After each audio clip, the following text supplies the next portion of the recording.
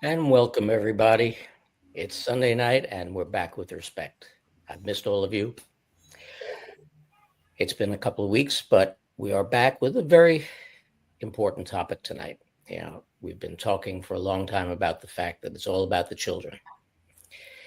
And it is. And unfortunately, as much as we talk about it and as much as things are happening, this trafficking of children is still going on, and the abuse of children is still going on. And this is something that we sorely need to address and put an end to. With the agendas that are in our schools and everything else, things aren't getting better rapidly, but hopefully we're on the cusp of everything changing. So tonight, we're going to have that discussion. Later on, if we do have time, I will be opening up the lines if you want to ask questions. So without further ado, I'd like to bring in my guest for tonight, Mary Flynn O'Neill, America's Future, and Michelle Peterson. They are both in a project, which is Project Defend and Protect Our Children. And that's what this is all about tonight. Ladies, welcome. Hi. Thank you. Yes. Thanks, Mark. How you doing, Michelle? So, doing very, very well, guys. I'm glad that you're here. A very, very important topic. Let's start with you, Mary. Why don't you give us a little bit of a background on America's Future and this project? Sure. So I'm the executive director of an organization that's 80 years old this year, actually. It's one of the first nonprofits, and it was people back in 1946 fighting for faith, freedom, and family, and warning against communism. And look where we are manifested today, almost 80 years later. I revived this organization about 3 years ago now in 2021, I think. My brother is General Flynn. He is the chairman of the board. We began fighting lawfare against very unconstitutional decisions that have been, drawn against the American people. And we decided that we were going to fight these unconstitutional battles in the Supreme Court. We filed over 80 of them now. But a couple of years ago, I started to try to put together a team and called Project Defend and Protect Our Children. And this team is a team of people that have been in this fight in different areas, rescuing children, advocacy, lawyers, journalists, writers, and so forth, and moms like Michelle. She's an incredible mom who paid attention to what was going on, and she took it and ran with this and continues to fight for children, which is very important when things happen to you in your life. So these people are a team that we decided that we were going to go across the nation. We've been in 8 states. We bring a team. One of the states and church was with Michelle's church and pastor and group. It was great time. So we brought a team together and we train and we, try to network in any possible way we can to help people get the tools to learn about how to protect and defend their children. We talk about child exploitation and child trafficking in this project because it's very, very serious. It's at an epidemic, more than epidemic level, as we see the children from the border, where we have lost over 350 now, maybe more. I just saw a report about 500,000. So we have a very serious problem on our hands with the children being exploited and of all kinds. And it's a commodity. It's a big business. It's a $150 billion business. So, kids are being groomed. Kids have been being groomed for pretty much decades through Hollywood and so forth. So that's what we're doing. So we have a great team, and, I can talk more about it. I don't want to talk too long, but, it's a very important, very serious thing that every neighborhood is a border state. Every state and neighborhood is a child trafficking, child exploitation community. It's happening everywhere. Now, Michelle, Mary actually brought up the magic word. Mhm. You are the mother of a groomed child and actually took it to court and won the first United States grooming case. Explain to people who don't know what exactly is grooming. So I was working with paralegal Amy Coelho, and we defined what grooming is. And so what we did is we defined it as the deliberate engagement in manipulative behavior, communication, or activities with the intent to physically or psychologically harm another individual. And typically, this is somebody who is older, an adult going after a minor. They don't only groom that child, though, they groom the family typically, and they also groom the community. So they try to gain the trust of that child or the community or the family so they can do something nefarious to that kid. And typically what they're wanting to do to them is something sexual. Now, this hit directly home for you. Yes. Before we get into the discussion, we'll roll a little news clip about Michelle and her son.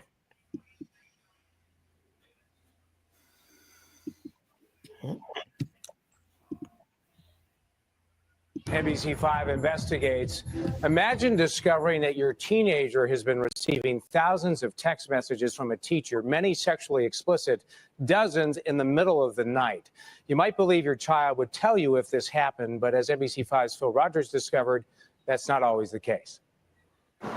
The story unfolded here in Morris, southwest of Chicago, as middle America as it comes. He wanted to make a sex video, put it straight out there. Andrew Kozik says he had begun texting Stefan Belegno, a teacher here at Morris High School, because he was having trouble on the baseball team. But before long, he says Belegno was offering him money for oral sex. It started off at $500 and then $1,000 and then $1,500. But Andrew never told anyone, and no one knew until his mother heard him talking to Belegno on the phone. He has no business calling you at 11 o'clock at night. That's completely inappropriate. When she learned the two had been communicating by text message, Andrew's mother went to her computer and logged into the family's account. She found thousands of messages. I was just sick because I knew in my heart, I'm like, this isn't just regular text messaging. The family went to police, who searched Andrew's phone and found nearly 6,000 messages between the two. But only about a tenth of those could be recovered. And indeed, they are troubling. We can't read some of the more graphic messages, but among the more benign, the teacher writes, "When does the kissing begin?" "Icky," the student says. "How about if we just go at it and not video it?" the teacher declares. And on another occasion, "When you're 18, we can give each other everything." Sometimes males to bond with males are crude. Raymond Wigel is Belegno's lawyer. He insists the teacher was only trying to help Andrew through a bullying incident on the baseball team. You say that these text messages do not indicate criminal activity. They certainly indicate stupidity for a teacher to be sending these messages. Absolutely. Wigel says he and his client concede bad judgment, but they point to the thousands of other texts no one read, as well as huge gaps in the transcripts. There's a stupid intent, but there was not an evil intent to have sex with this young man. I don't care what context you put it in. When you offer somebody money for sex, that's solicitation. So why didn't Andrew tell someone? Records show at one point he even told a DCFS investigator the teacher's messages had not crossed the line. Why'd you tell him?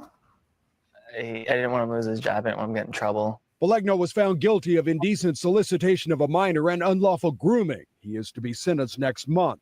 I want him to have to register as a sex offender. The jail time would just be icing on the cake. Michelle Peterson says she and her son wanted to talk to us to stress the importance of reporting incidents like this. 18 of these texts were after midnight, 15 after 3 a.m. The Grundy County State's attorney says he believes it's a cautionary tale about giving children digital technology this Christmas without firm guidelines on how it will be used. Pretty amazing. Yeah. Pretty amazing. Yep. Now, And this that is was not back just in 2010. an isolated.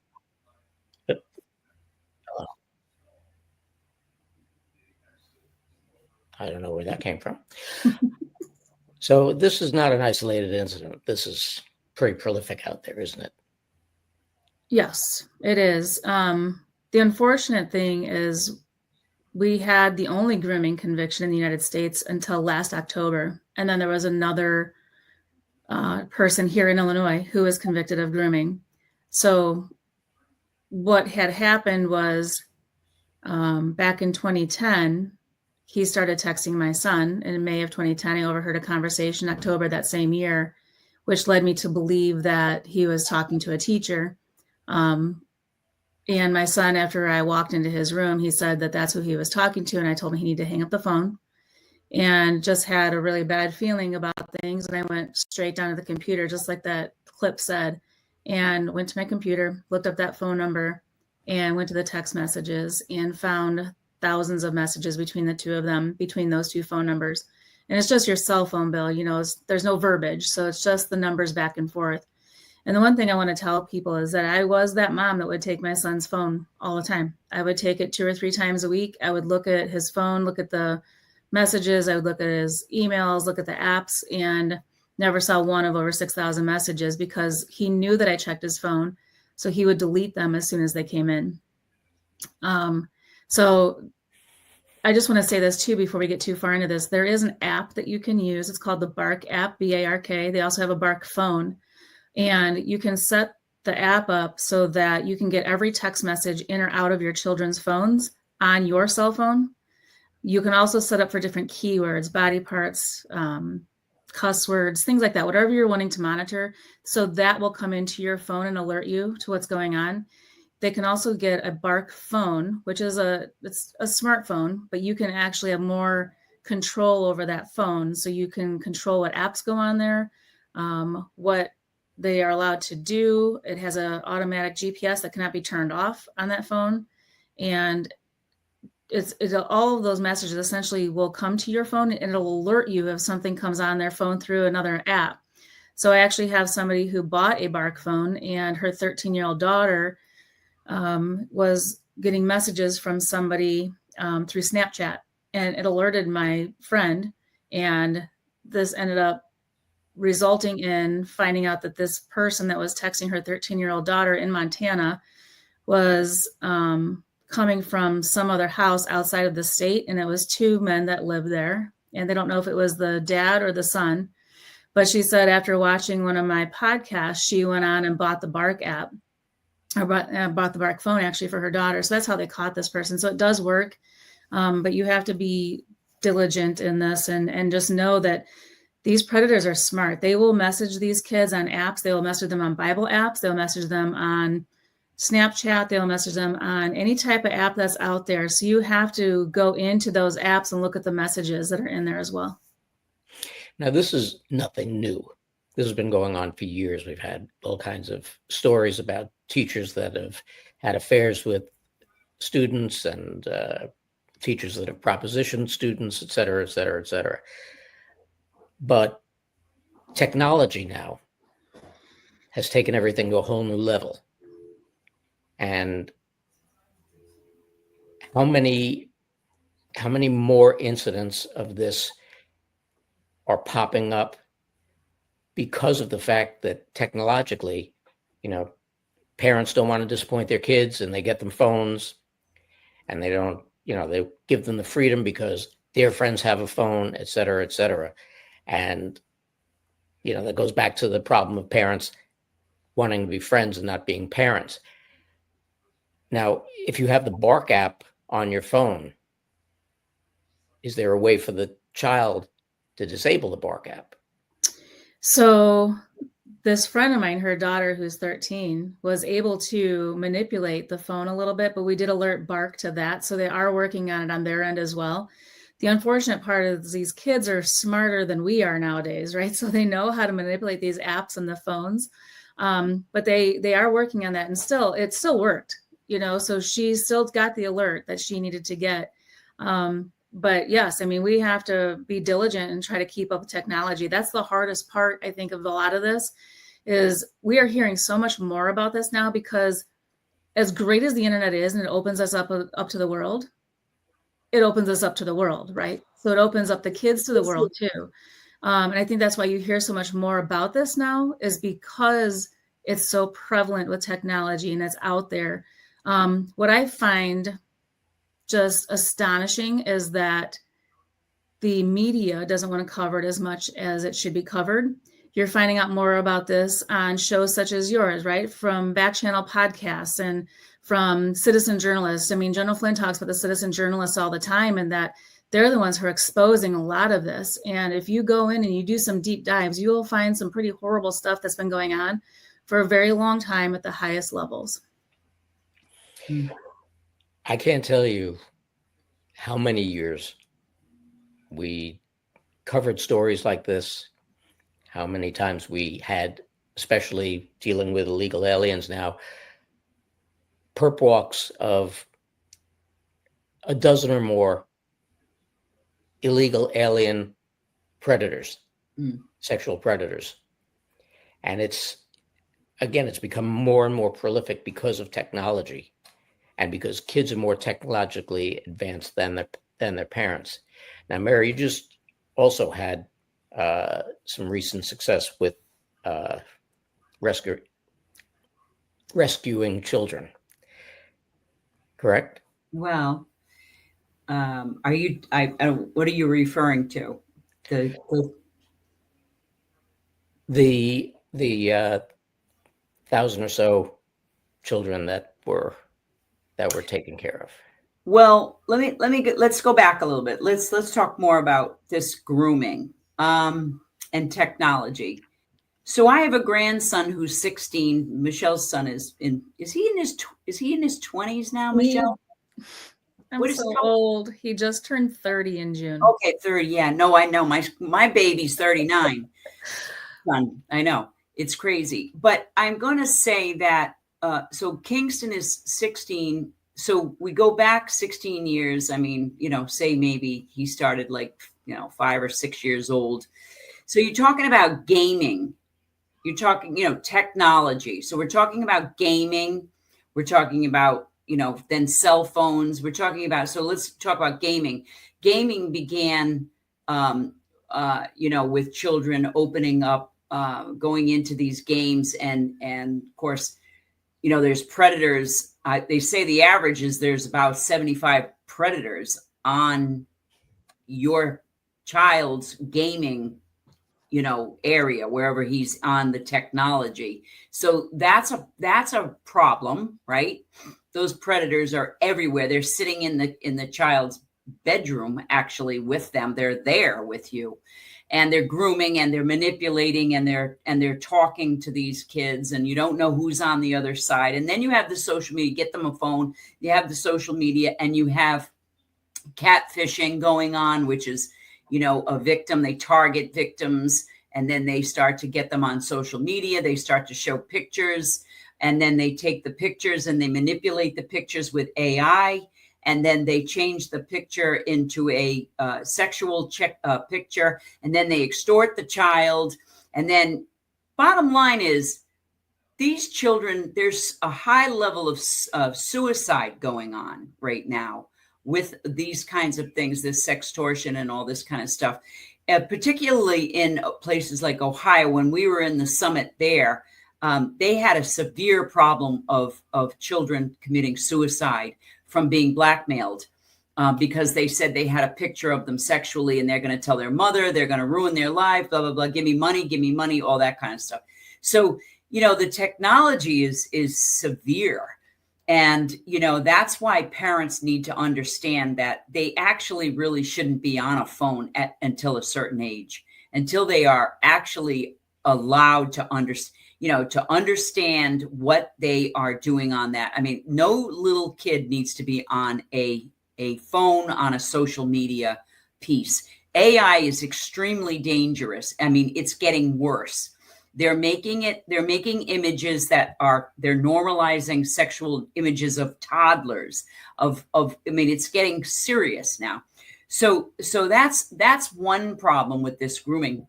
And that's enormous, is the technology, because they can do anything, and then they can throw it on dark web, and then they can sell it, and they can do all kinds of stuff. So the children, so in 2020, to give you an idea, your audience an idea, in 2020, when Trump was still in, the election happens, there's a report from our government that said that 600,000 children were missing out of the foster care system. Okay. Now Biden gets in, the administration, new administration, so forth. Now all of a sudden we see children coming over the border with no adults. And now we discover that now there's over 300,000 children missing because of the border. Okay.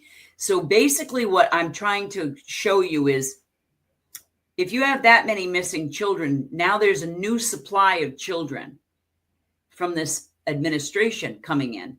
So this is a serious thing that, you know, we have to understand that this is all about money and, you know, buying and selling of children in any possible way they can. This goes into abortions. This goes into pornography. This goes into gaming. This goes into all that. And now the seriousness of this is what Michelle is talking about, is parents need to understand there's massive amounts of grooming going on. Massive. They're even using young children, young adult. Well, I mean, they're even using 14, 15-year-olds to recruit now. The cell phone, they don't even need the Johns anymore. They can do it right from their phones. They can have somebody meet a child right from their phone, so they can eliminate, you know, where you had, you know, the pimp on the street or those kinds of things. This right here has become the pimp right here. Okay. So we need to, parents, adults need to understand the seriousness of, and then you have schools, right, Michelle, grooming children with books and, you know, all kinds of, you know, it's almost like the unions, the teachers' unions are being told to groom children, to talk about these social kind of things, very inappropriate. It should not be allowed in schools. They should be learning math and science and English and all those kinds of things that children need to grow up and, you know, be normal, right? So, you know, I mean, missing children, listen, missing children it's massive. I mean, there's a network they grabbed from Boston all the way to Washington. And I just heard a report that Boston's going to, and they caught them, and they're going to start talking about who these people were that were buying children. But Washington, D.C. is not going to press charges on people. So we have a massive problem here when DAs and prosecutors give deals to people that are sexually predators on children. So this is massive. I think what Michelle and I really need to make people understand is that they need to understand how to deal with this stuff. It's not anything that Michelle ever wanted to do or I ever wanted to do with my own children and raising them. She never asked for any of that kind of stuff. You know, we don't ask for our children to be groomed or hurt by other people. There's 4 generations of pedophiles in this country alone. So we have a massive amount of people that prey on children, and it's not okay. And we need to, you know, respect life now. So this is massive. I mean, this is massive. That's why, thank God Trump's in. I mean, I'm not political, but I'm thanking God that he's in, because the other side does not care about life, and certainly children. Right. Well, when you get into this, go ahead. I'm sorry. On that note, I mean, I think people out there need to know that this should be a bipartisan issue. Absolutely. We all have children. But the other thing they need to know is that the last time that President Trump was in office, that he signed 9 bills into law against human and child trafficking. No other president has done that. He knows what's going on out there. He was the only person to testify against Jeffrey Epstein the first time he was arrested in 2008. So he's aware of the problem and aware of what's going on. He's trying to help stop that.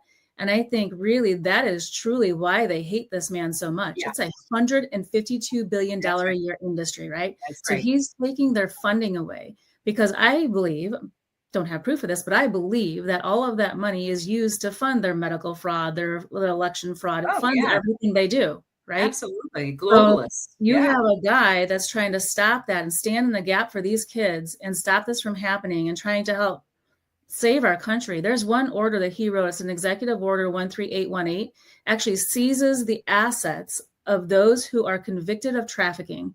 So if you seize the assets of the likes of Jeffrey Epstein, Ghislaine Maxwell, that's a lot of money out there. And they're going to use that money to help these victims and help rehabilitate them as much as they can, get them the education they need, someplace to stay, someplace warm, safe. So those are the things. And the other thing that Mary touched upon is you have all of these kids that are missing that came up over the border. Yeah. Who is going to take those children?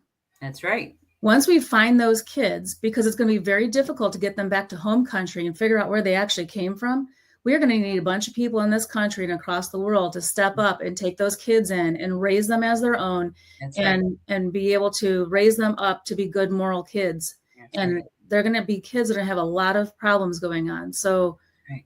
we need to do a lot of praying in this country. And again, on that note, you have Texas that just passed a law, right? They want to have prayer in school and teach the Bible in school. We have more uproar with the mainstream media over that than we do about these books that were in schools that were grooming our kids, That's that right. have pornography in these books that they're giving to adolescents to groom them, to normalize sex with kids, so that these kids will never think that that's anything abnormal when adults go after them and want to have sex with them. And there's laws against pornography in books with kids. I mean, nobody is prosecuting. Nobody is doing, law enforcement. They're letting them get away with this in schools. It's not, there are laws against pornography, and it's pornography, soft pornography, hard. It's all pornography for children. You have to wonder what is wrong with the American public. They've lost God. They have taken God out of this country. That's what it is. We've got everything. God back in this country. There's no question. See, I know, Mary, when you and I were kids, it was a totally different thing. We had respect. We had manners. Yes. If we got in trouble at school, we weren't so much worried about what happened in school. We were more so worried about what happened at home. That's right. But like I said before, now parents more so want to be friends with their kids. Yeah. And you've got your whole life to be friends with your kids. When they need to be raised, they need to be raised.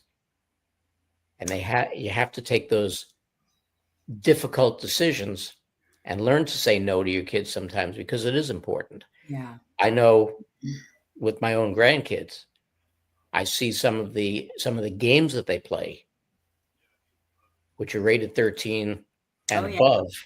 Yeah, violent. They're violent. Not just violent.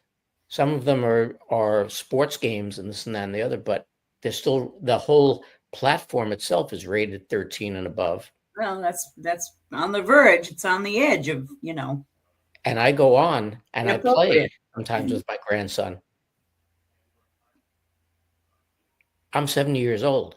I'm on with a bunch of kids. Who's watching the store? Yeah. Right. Yeah. Who knows how many other people are out there? Oh, they know where to go. Listen, these predators know exactly where. That's why, Michelle's situation, this is a school teacher. This is a teacher. So they know where kids are. They know where to prey on children. I mean, Michelle, you talked about a story where they were in a mall. The guy was working in the mall too. That was interesting. That's an interesting story. Right after, it was about 2 years after he got convicted, and I went into a mall in Joliet. I live in Illinois, and went to go buy a new lab coat. And I started to go into the store, and I looked up, and the guy at the register was this teacher. How about that? And I circled back around. My heart was racing. I was having like PTSD stuff going on, right? I'm like, so I circled back around and I started watching him, and he was leaning on the counter, which looked out over into the mall. And there was one of those little children's play areas right there. So he was within 60 feet of a children's play area working. And the problem with that is those children's play areas didn't exist when the sex offender registry law was written. That's So right. they're not included on the sex offender registry. So every privately owned business is not included on the sex offender registry. So that's one of the things we're trying to change with the amendment of the grooming law here in Illinois, is to make it so that that will be included. Any privately owned business that cater all or in part to children. So now you're looking at places like Chuck E. Cheese, Dave and Buster's, Six Flags in Florida, it'd be Disney, Universal, all of those places that are playgrounds for these pedophiles. That's right. So that would include all those places, movie theaters, libraries. There's no reason these people need to be in there with children. They can order a library book online. They can order a movie at home. They don't have to be in these places of business with these kids. And I think that's a huge thing that has been missed over decades. Huge, right? huge. Yeah, I mean, they cannot be around children. They are not rehabable. They're not rehabable. I mean, that I can give you a background on that. But. The problem is that and look, I don't have any problem with anybody and their quote unquote lifestyle. If they're gay, if they're straight, doesn't matter to me. But with the agenda that's come forward, and with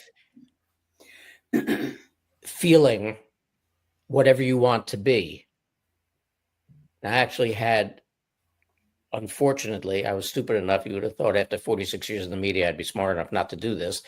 But at a Reawaken America tour, there was an NPR reporter there, asked me if she could talk to me, and I allowed her to, and happened to say during the course of the interview that if my wife or my daughter or my granddaughter was at an amusement park or at a mall or anything else in the bathroom, and I saw some guy in a dress going to go into the ladies' room, I would stop him.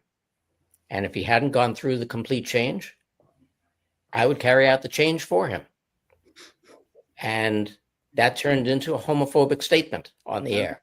Oh, yeah, of course. So you've got these type of situations that are being promoted more and more and more. You see our politicians not addressing it, addressing stupid things that have nothing to do with everyday life in this country. Yeah. You have the media not addressing the important items, not making families aware. Yeah. Where do we go? Yeah. Well, we got to put a stop to it. Right. We just do. Sorry, but we do. We got to protect children. Well, You're right. I mean, I wouldn't allow it either. Are you kidding me? If somebody walked in the bathroom with my little granddaughter and the guy was a guy dressed as a woman, no way. Right. It's not right. It's just not right. It's a facade. It's like they're trying. It's not reality. Reality is you're a man or you're a woman. Sorry, that's reality here. It's like we're not living in Hollywood anymore. That's Hollywood. That's a made up, make believe, and all this DEI nonsense it's ridiculous. It's just. But I think what people need to understand too is how you were saying that these kids have sort of lost respect for their parents, right? It's not, I really don't blame the parents for it so much as it has been a societal pressure since 1971 when the whole feminist movement started to get the woman out of the house, right? And then you're turning your kids over to the government much longer throughout the day. So you have before school and after school care. So these kids are being indoctrinated in these schools for 10, 12 hours a day. And they're with them more than they're with their parents. So these parents are trying to make up time with them, right? And so I think that's where some of that comes in, is they want to have quality time with them. They don't want to be the bad guy all the time. And I do feel sometimes that a lot of these teachers are trying to turn those kids against their parents. Yeah. And that's all part of the DEI stuff and all part of the program. It's called Coming Down from the World Economic Forum and the UN. It's being pushed from the top levels down. And people need to understand who these people are. They are unelected oligarchs who are trying to force everything onto all of these countries. And, they meet at Davos and, they try to make up all these rules for us. We didn't elect these people. They're trying to do away with our Constitution and bypassing it by making a treaty with all of these countries that they can, deem whatever a pandemic is at any time they want to. And then they can come in and bypass our Constitution so they can force anything on us at that point. Any vaccines they want to force on us, anything that they want to force. And so that's why we have to stand up and push back. I mean, I use the analogy all the time, like, when do we get off the train, right? So when do we get off the train? That's the biggest thing. And we need to stand up and protect our kids. I mean, I have a family member who would give me a hard time all the time with my son. I was a single parent for a long time. She's like, he's going to hate you when he's older. My son does not hate me. He loves me. Kids thrive on boundaries. So you have to give them boundaries. And I think sometimes as a single parent, you're playing both sides of that fence. You're being mom and dad, right? And so you can't let them get away with anything. That's why I took my son's phone. The one mistake that I kick myself about is I should have taken his phone at night. So parents out there, take their phones when they go to bed. They don't need them. I would have seen those messages coming in at night, and I would have caught this earlier and maybe stopped this guy from doing anything to anybody else. Yeah. And I know that this was not the first kid that he's done this to. The stuff that he was texting my son, he was too bold. You know, he wanted to make a sex video with him. He offered him money for lewd and lascivious acts. And you know, he'd refer to his body part as my little guy. When am I ever going to get to see the little guy? All of these things. So parents need to be, you know, vigilant and know what's going on. And if your parents are going to do it, grandparents need to be doing it. And he was also gaming. And I came in his room. I said, you do not give your name out to anybody. You don't give your address out to anybody. You don't tell them what city you're in. You give them no information when you're online, because you have no idea who's on the other end of that, or I'm taking your game away. You know, and so I monitored that too. So people, you know, parents or the kids are like, oh, but you're invading their privacy. I'd rather invade their privacy than have some guy invade their pants, right? So you need to make sure that that could be a t-shirt maybe, but you need to like really stay vigilant and hyper vigilant when it comes to these kids, because I'm telling you what, this happened when my son was 15, turning 16. He just turned 30. When I started talking about this again a year ago, he was getting triggered and went back for more counseling, because we knew at that point he still wasn't through it. And this guy never touched my kid. Yeah. You know, when these groomers are good, they make those kids and the victims feel terrible for them. Andrew felt like he cost this guy his job, cost him his livelihood. And it's very difficult for him, even being he's a super smart, caring, kind kid. And, you know, had his whole head wrapped around that he did this to this guy instead of really realizing that this guy did this to himself. Yeah. Yeah. So there's a whole lot there. Yeah. And not knowing how many other people he attempted to do this to. Right.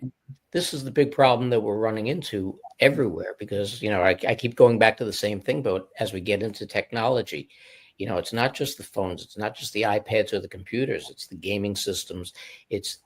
They're everywhere. And then it gets exacerbated in the school system. It gets exacerbated by the fact that they've been trying for decades now, as you said yourself, Michelle, to break up the family unit. Yeah. They've made it impossible for a single income to support a household. Yeah, that's a good point Michelle made, this feminist movement, because that my mother used to say that's going to be the downfall of this country, is the feminist movement, but it moved into a Marxist movement. So that's what it's transpired into, the Marxists. And the Marxists is breaking the family, you know, government owns the kids, everybody's, hate men kind of thing, fathers, take fathers out, you know, the whole thing. But and also the baby boomers, and I'm at the end of the baby boomers, that was the highest divorce rate of all time. And, you know, that was a time when, a lot of parents were feeling pretty bad, pretty guilty about, you know, not giving your kids certain things, not having the two parents in the home. Well, that was a tough time for this country, but it was deliberately done. It was deliberately done in this country. And it's devastated this country. It really did. And you still see in the Democratic Party, you still see, and I see this in the Catholic Church because I'm a Catholic and I worked in the Catholic Church. I see a lot of the older women, the baby boomer women, they don't even abide by the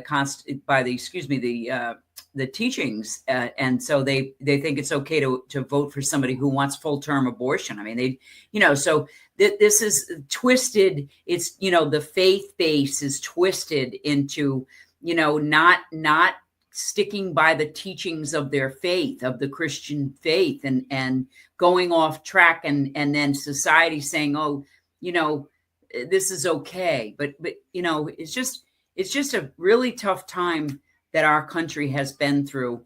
And it was grabbed by these globalists, by these elite globalists, that this new world order, which is the World Economics Forum, that's the other name, that's the new name for it. These people could care less about life. They want robots. I mean, they're talking about playing God, So, we have a time now that we can stop this, like when Clinton didn't get in. That was another period of time where it stopped. So now we have an opportunity to have it stop now. And he's not perfect. I'm not, no one's perfect.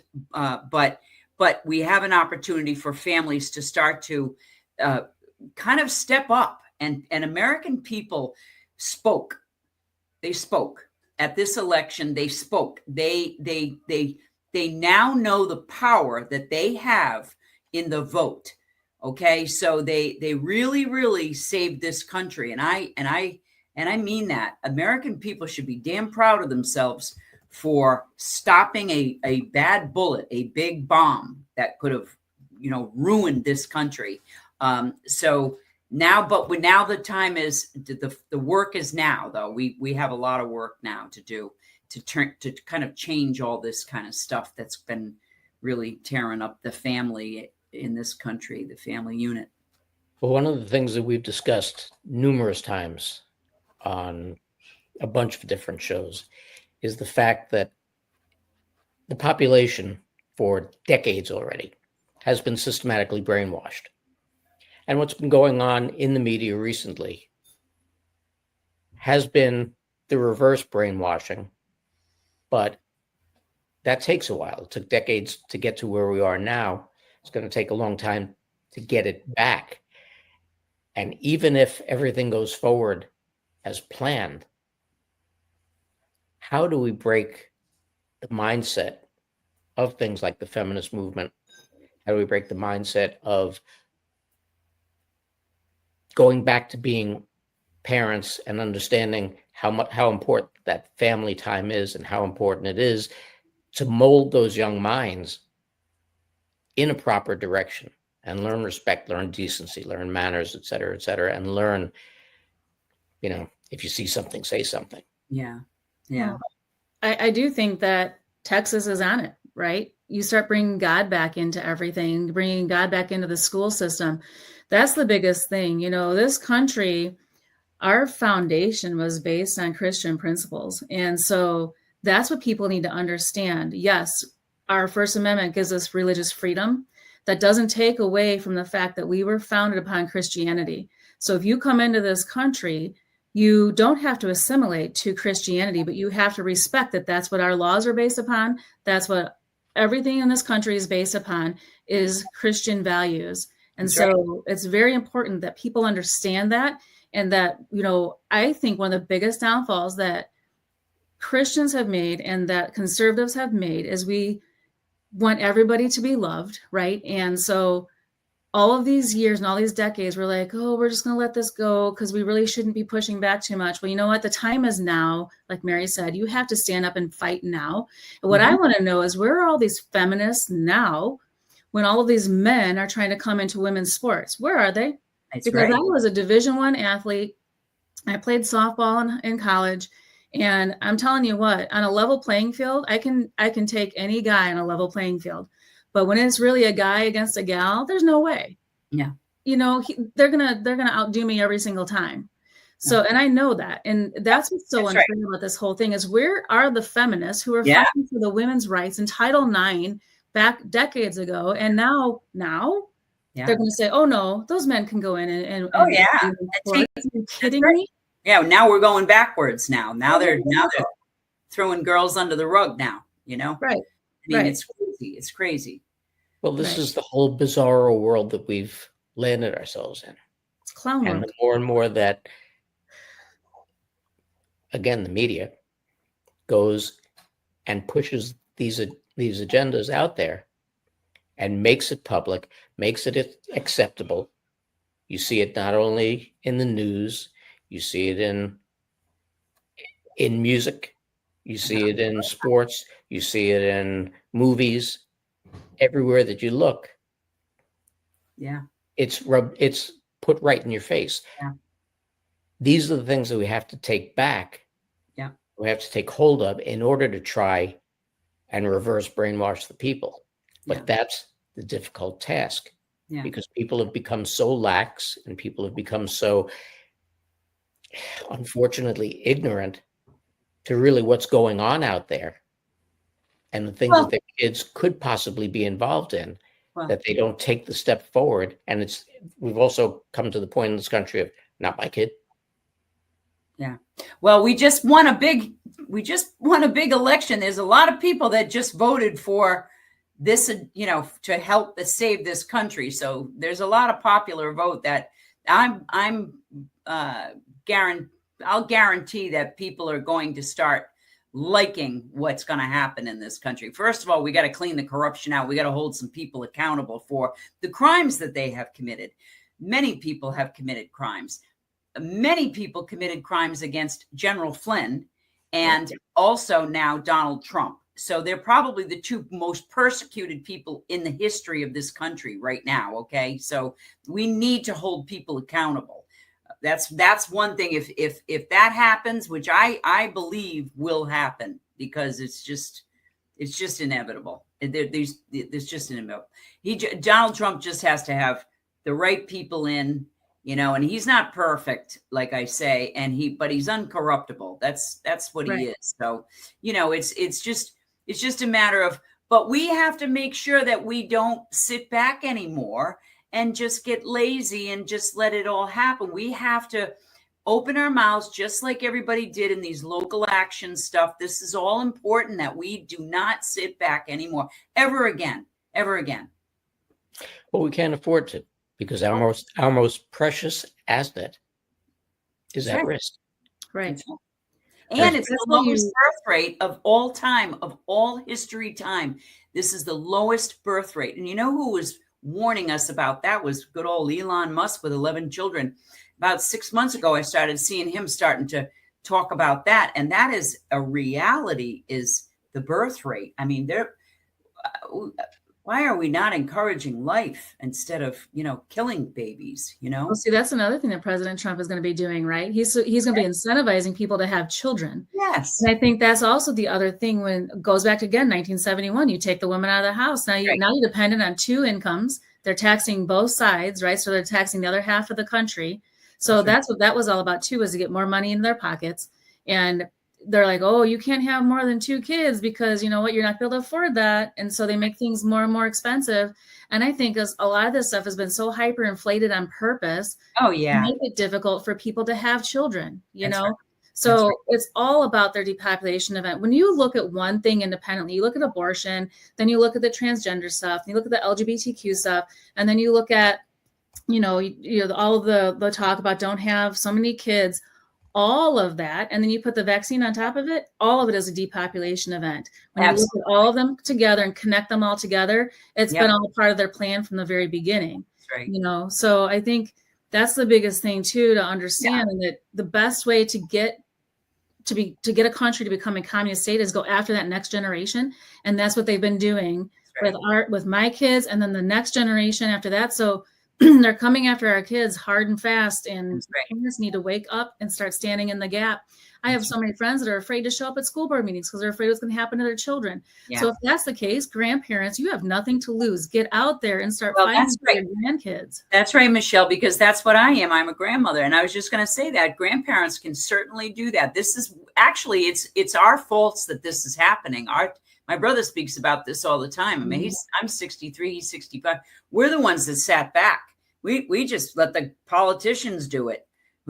You know, so really it is our generation, is us, that will have to be the ones to fix this. And God willing, we have the health, you know, but it is the grandparents. That's what I fight for. I'm fighting for my grandchildren and the children. You know, I don't want to pass the torch without it being freedom and faith and family, and they have what they have here. This is a beautiful country. I mean, local action, national impact, right? You have to start taking over these school boards, get conservative Christians on the school boards, get conservative Christians on your county boards and your city councils. All of that needs to happen so that we can actually start having a good foundation again and then start moving forward. That's how this country heals. President Trump talks about it all the time. We got to heal this country. Yeah. We have to bring both sides together. You ask about what the one thing is that's going to be able to move us forward. I think it's going to be the children, because we all have children on both sides. Those kids are going to bring us all together. It's the children that we're fighting for that are going to bring this country together. That's right. Yeah, we cannot have children be a commodity, be a money sign, a dollar sign. We cannot have cartel and terrorists and really bad people in this country hurting children, because they come from countries that they're used to that. That's another problem we have. We have people in this country that come from very, poor, very, very deprived upbringings, abuse was going on. I mean, poor. And this is what we have in this country. And they're trying to do that in the public school system too. You understand, a lot of the public school kids, they don't have the opportunity to be homeschooled or to go to these charter schools or so forth. So I really, we can't have, we're not going to be a society that is bringing up criminals, because that's what we're doing here. This is where we were heading. We were going to have, society full of kids that were criminals. I mean, we can't have that. We can't have that. When your public schools are full of kids who have two parents who are not home, and the parents are sending the kids to school sick, parents are sending kids to school unprepared because they don't have the time, they don't have the funds to be parents and to take care of the necessities that every child needs, that's where it falls under the school's jurisdiction to do something. And the school's jurisdiction, we already know, is god awful. We have to, as a people, take back everything that we gave away. And we're the ones who did give it away. It wasn't taken from us. We allowed it to happen. You did. These are things that we have to move forward with. Yeah. Now, Michelle, what exactly does your website deal in, and what exactly do you report on your website? So it took us 3 years to get this guy convicted. And my biggest hurdle was actually our state's attorney's office. So they essentially wanted me to just go away. They didn't think this was going to be enough for just one kid to fight this, right? What they weren't counting on is that it was my kid, and I was not going to go away. And as I mentioned, I was an athlete, and I think God has been grooming me and preparing me for this time right now. And all of those years that I had to fight scratch and claw to win a game and never give up and to keep battling. And that's what I did then. I mean, I kept going back to that state's attorney's office, and I wasn't taking no for an answer. As I said, my son would delete the messages off his phone. And so it took them at least 6 or 7 months to get the messages off the phone. And even then they kept telling me they couldn't get the messages. And I ended up having a friend whose husband was a Secret Service agent. And they introduced me to another Secret Service agent who was on a pedophile task force. And that agent gave me 2 business cards. He said, you keep one for yourself, take one to the state's attorney's office. And he says, if they don't have those messages off the phone within the next 7 days, tell them you're going to turn it over to the feds. He goes, I'll have them off there in 15 minutes. So 3 days later, we had the messages back, which tells me that they had those messages the whole time. So knowing what I know now and the stuff that I've researched, I want to know who maybe on the inside was involved, if anyone. Who were they protecting? I mean, I don't know anything for sure, but that's the first thing my head goes to now after everything I've researched. And they really just wanted me to go away. So not until we ended up voting in a new state's attorney did anything start to go forward. And we then, at that point, this was July of 2013, when a new law came into play in Illinois, and it was an anti-grooming law, essentially. And in August of 2013, we went to court. And when we voted in this new state's attorney, it was been 3 years. He goes, I think we're going to have to take a plea deal. There's just too many gaps in the transcripts. I don't know that we're going to be able to get him on anything. They're going to say that you can't remember what's going on or what happened. And so we were going to take a plea deal, which would have meant that that teacher could still teach.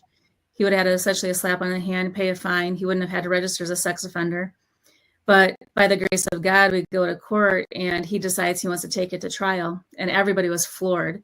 And the judge was ticked off at him and the attorney. And not only does he want to take it to trial, but he decides on a bench trial with the same judge that he just ticked off. So God's hand was all over this from the very beginning. We then, a couple of days later, meet with the state's attorney in the first assist. They tell us about this new grooming law that just came into play the month before.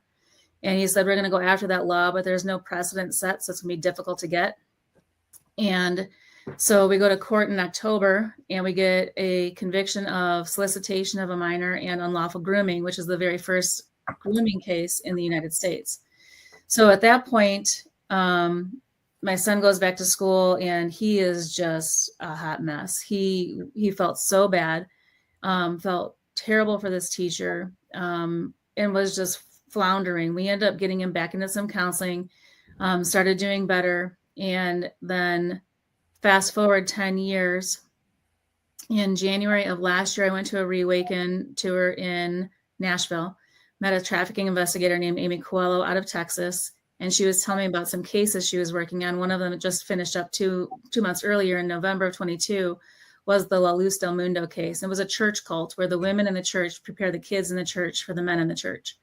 And you can actually learn about that case. It's on Netflix right now as a documentary, the La Luz del Mundo. And then she told me about another case of hers was a Larry Nassar gymnast out of Michigan State. So I told her about our case here, and I was thinking in my head, my measly little case here from Illinois. And I started telling her, and she says, hold on, are you from Illinois? And I said, yes. She said, when was it? I said, 2013. And he was actually sentenced in 2014. And she grabbed my arm and got tears in her eyes. And she says, I cannot believe I'm meeting you. I need to get a picture with you and send it to my team. And I was confused. I'm like, what are you talking about? She goes, we use your case for every trafficking case we bust, including the ones I just told you about, because we need to prove the grooming in order to prove the trafficking. And we were both a hot mess, crying. And I couldn't believe it, that what we battled through. And I told her about how long and how horrific it was trying to get this guy convicted. And she said, well, your tenacity and your son's willingness to come forward, you guys have saved thousands of lives. So at that point, she said, what we need to do is get a law put in place whereby somebody charged with grooming or trafficking cannot take a plea deal. We thought that's why we had the only grooming conviction. And once we started working and digging into this, I told General Flynn about what happened. He introduced me to Mary.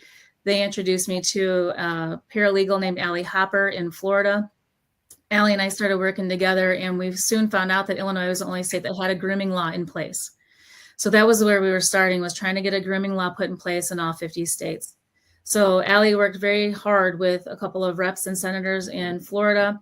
I flew down and spoke at an event where I was able to meet them and give them firsthand account of how this affected just our family. And we were able to get a grooming law passed in Florida. And then we also worked with a representative out of Iowa. So Iowa now has a grooming law in place. Arizona had an issue going on, so they got a hold of somebody in Florida. And so now they have a grooming law in place. And then there was another mom in Georgia named Susan Cobb, and her daughter had been groomed and molested by a YMCA gymnastics coach.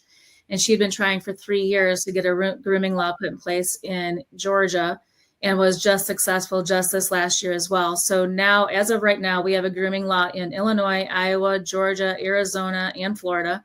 And I have about 12 more states on the docket right now for this next session. And that's what I'm looking for too, is any state reps or senators who will be willing to sponsor this bill and be able to really push it through and fight hard. And then I also have a representative, Jed Davis here, who is my representative here in Illinois. And he put through the amendment for our grooming law here in Illinois last session. And it's House Bill 4340 in Illinois. What that bill does is makes it, the verbiage in it is that anybody charged with grooming and or trafficking cannot take a plea deal, amends the sex offender registry, as we spoke about earlier. We also want to increase the charges. The Democrats, for some reason, last session increased the charge from a class 2 to a class 3 felony. So it was an election year, though, so that could be the reason. Or sorry, from a class 4 to a class 3 felony. So those are some things we're working on. However, there was a representative in the 27th district up in Cook County, Justin Slaughter. And I'm saying his name on purpose so that we have everybody who's on this chat calls his office, because he was told not to call that bill for vote last session. We're not sure who gave him the stand down order. I asked if it was maybe Governor Pritzker or who it was, and they said it could have been either Pritzker or the Speaker of the House. We are in a very super minority here, with the Democrats have the House, the Senate, and the governor here in Illinois. So I think, we need to push back on some of these reps and senators and ask them why they're not wanting to protect children. Yeah. And he never called it for vote. So we're going to put it up again this year, and hopefully they'll get called for vote this year. So that's what you can find on my website. There's tabs at the top. It has Andrew's Law up there, which is my son's name. And so the amendment to the grooming law would be referred to as Andrew's Law. There's also a tab up there under Andrew's. It's under Andrew's Law. There's also resources, and it has all of the laws that are put in place now, plus the verbiage and the skeleton bill of Andrew's Law that anybody can use. And so the reps and senators can go in there and pull anything off of there that they need. We are willing to help them with whatever they need. Myself, Allie Hopper, who is a paralegal, Amy Coelho, who is a trafficking investigator and a paralegal. I will come and testify anywhere I need to. And on my website, that's why there's a donate button, because it's not cheap to go and travel to all these places and try and help save all of these kids. So that's why there's a donate button there. But I just feel it in my heart and my soul that this is what I'm supposed to be doing right now. And we all have to listen to what God is telling us to do. And he makes you walk through some things so that way you have the passion and the heart to do something, to then fight to make change going forward in the future. And so that's what I'm trying to do now. And it is, a little overwhelming at times, and I still work full time. And so all of those things together, but God has just been moving and opening doors because he wants his kids saved. I mean, you can ask Mary, she's had doors open for her, things that are happening on that level as well at a national level. I envision, and I'm manifesting this, that President Trump will sign Andrew's Law into being at the federal level, because there is a federal grooming law, but we need to make it so that somebody charged with grooming and or trafficking at the federal level cannot take a plea deal. The plea deals are unlawful. The only reason they have them is to clear out the courtrooms. That's right. So we should not be having all these plea deals. And you can have them for some things, but it should not be it for anything where they're coming after these kids and they want to defile our children. That is not what that is supposed to be for. And it's not unconstitutional. I'm so tired of hearing people say it's unconstitutional not to offer a plea deal. Where is it in the Constitution that states you're allowed a plea deal? Nowhere. No, backdoor deals, no way. No way. They're illegal. They're unconstitutional. Right. Well, what I don't understand, even though I do understand, is when you're dealing in a case where somebody has been, let's face it, grooming is akin to sexual assault of a minor. Mm-hmm. How do they not get put on the sex offender registry? Mm. Well, because they take a plea deal. That's right. That's how they get out. That's and right. The other thing too is on that sex offender registry here in Illinois, it's 10 years. So that guy that did this to my son, he's no longer on the sex offender registry as of May of this year. Right. That is also part of the amendment that we're putting through. That's a lifelong registry. Yeah, it's got to be. It doesn't go away after 10 years. Right. Or 5 years or any year. It shouldn't go away at any time. It's not going to go away. Their behavior is not going to, it doesn't get fixed. Right. This is the problem that we're dealing with. Now, it's not only a U.S. problem. This is an international problem. As you mentioned before, you've got not just the kids who are being brought across the border from South America and from Mexico, et cetera, but this goes on in the Middle East, prevalent in the Middle East, in Asia, in Europe. It's everywhere. And we can't seem to get a grip on it here in the United States. That's because we pay the most for it. You got to understand, this country pays the most for a child. Buying and selling of a child, this country pays the most for it. And I think what people need to understand, and like a gobsmack in their head, is that once they're done using them for sex, they then organ harvest them. So people need to wrap their heads around that. And then this is the other thing people need to understand too, because everyone's like, well, isn't somebody looking for these children in the United States? So I'm going to put a scenario together for you. So let's say that they take a 12-year-old girl and it's someone that they're looking for. And they impregnate that girl as many times as they can until she's the age of 30, 35. Nobody's looking for those kids. Nope. Nobody knows those kids exist. There's no birth certificates. Nope. This is the reality of this. And people are like, oh, I can't hear about all of this. I just can't. You have to know what you're fighting. And imagine what those kids have been going through. So if you are not willing to suck it up a little bit and understand what's been happening so that you can actually help stop this problem, I mean, I just don't understand how you don't want to save these kids. And the only way to know how to save them is to know what they've been going through. And you don't need to sit there and watch it and view it, but at least know what's happening to them, because they're being trafficked for labor, for sex, and for their organs. And here's the other thing. The trafficking is also going the other direction, because United States children are much more healthy than a lot of places in the world. So they're taking them across the border the other way and organ harvesting them because their organs are worth more money. Yeah. So let that sink in for a minute. No, that's right. I mean, and the other countries, many cultures do this with children. That's just civility. It's not civil. You know what I mean? And then you've got Europe who's in a disaster. Europe is a disaster. It's what they wanted to do to this country.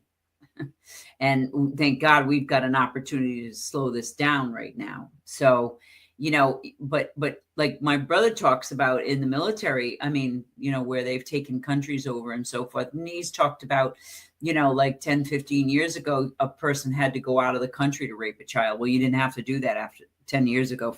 You could do it right here in this country. So, somebody would have to go out of the country to do that. That's that movie, Sound of Freedom. You saw that movie, wake a lot of people up, but that's actually an old movie. That should have been like, they had a dispute going on with that movie. So it should have been 5 years ago. It should have been played, but they were disputing it. It's actually old. It's showing, there's kids out of the country, but it's going on in this country. I mean, everything's going on in this country. It's crazy. I mean, everything is going on, everything. And you got the situation whereby 13818 will seize the assets of people like this who are involved in child trafficking. But where do we hold responsible our quote unquote leadership and our judiciary who have allowed this to continue? Well, unfortunately, we have a lot of people involved in hurting children at high levels. You see Epstein, none of these people have heard, you've not seen these lists. Like I just talked to you about this Boston to Washington, D.C. ring that was caught. There's judges, there's law enforcement, there's teachers, there's doctors. These are high levels that are doing this to children. And we have got to hold people. We got to start talking about it. We got to start exposing their names. Epstein list, this Diddy stuff in the music industry. This people's names need to be called out. We need to know. People need to understand these are people that do this kind of stuff. Unfortunately, the American children too, for all this kind of stuff that we talk about, the border kids, but the American children in the foster care system now, before the border was opened like that, the children in our country are suffering because they're being put on the back burner now. They're not getting any resources that all the kids that were, illegally and were brought in here, and all the, we've got NGOs being nefarious, like Catholic Charities. We've got Jewish Foundation. There was a grand jury down here. I testified, Boz, a couple of people that are on the team testified because of their expertise. They named 3 NGOs that got billions of dollars from our government to do this stuff. It's crazy. I mean, the churches ought to be ashamed of themselves that they don't step up to the plate. And I mean, I'd like to see the churches start taking kids in. Michelle was talking about where are we going to put all these kids? Well, that's what I've been dealing with lately. I was out in Sacramento. Because my concern right now is, where are we going to put these children so we can at least hold them till we can get them back to their parents or back to a safe place. Guatemala president and El Salvador president, they want their children back, and they're willing to help make those children safe too. Those are two kind of good, national leaders that want their children back in their country. So we could work with people like that if we could figure out a way to do this. But we also need a place. It would be nice to see churches kind of step up locally and take children in, because we need good homes. Grandparents, there's a lot of older people that want to take care of children. There's, you got a vet and all that kind of stuff, but still, it could be done properly. But we're going to need places for children to go and get some help. Right. But let's discuss some of these NGOs and GOs out there that are so prevalent in child trafficking. As you mentioned before, with Catholic Charities being, I know, one of your pet peeves there, and it is. You got DHS. Yeah. In and of itself. Yeah. Where do we go with these organizations and the leadership? We defund them. We defund them. We see that's Mallorca at HHS. He wouldn't release the data to the governors so they could find the children. He wouldn't release the data. That's one of the problems that we've been having. They changed a rule so they could make it easier for traffickers. I mean, this guy was rotten in HHS, but you also, that's like the third highest agency budget. Their budget is huge, and they gave billions of dollars to these organizations. And there's a key thing that people need to understand. If you're a Catholic, there's a Jewish foundation, there's a Lutheran social services. If you take money from the government as a religious entity, you sign a document that says, you're not to use any of this money for faith-based programs. Well, you can't save souls. So they got you. That's what you're supposed to be doing. You're supposed to be using faith-based programs. So you can't use any of that money. So you're being told what to do, exactly what to do. So they're being told to pick these kids up here, drop these kids over here, to unvetted criminal, people, and no DNA testing, so it's a mess. It's just a mess. Got to defund them and take some of that money and give it to the good. There are good ways that we can do this. Well, I think one of the biggest things that people don't understand in our country too is that churches fall under. That's right. They're tax exempt. They do not need a 501c3 based on the Constitution and the IRS rules. That's right. They are automatically tax exempt. They lied to them and said that they needed this 501c3. The reason they did that is just what Mary's talking about, because then they can control them, right? So they give them grants, or they give them money, whatever it is. Now they can control what they're telling them to do. So you see these churches that have the rainbow flag outside, right? They are being controlled and told to do that. And the Catholic Church is also doing the same thing. They're being controlled. So you need to find a church that is not a 501c3. The church I attend, the very first question I asked him on the first day I went there, I said, "Are you a 501c3? And he chuckled at me. He said, "No one has ever asked me that as their first question before." I said, "I just need to know if you're beholden to the government." That's right. If you're going to close your doors again, because he said, "No, we are never going to close our doors again for anything. And we are not a 501c3. So people need to understand that churches are automatically tax exempt under the IRS rules. So that's the biggest thing that I think one of the biggest frauds in this country is just that. And that's why some of these churches have gone woke. They need to give up their 501c3, give up that extra money, and they're going to find that their congregation is going to grow, because now they're going to be able to speak freely and speak truth and actually speak what's in the Bible and not what they're being told to speak. But with the black eye that, and it's mostly the Catholic Church, but that the churches have gotten over the past couple of decades for child abuse, and a lot of the ultra-Orthodox synagogues have gotten over child abuse, et cetera, et cetera. Absolutely. how much can you trust the religious Yeah. organizations to take care of these kids? Yeah. So well, I mean, it is very difficult. So these systems are corrupt. Okay. So the faiths are different. Religion is a problem because it's not like the faith. You know what I mean? So really people. So we got to work on two things. We got to work on getting rid of the Johnson Act.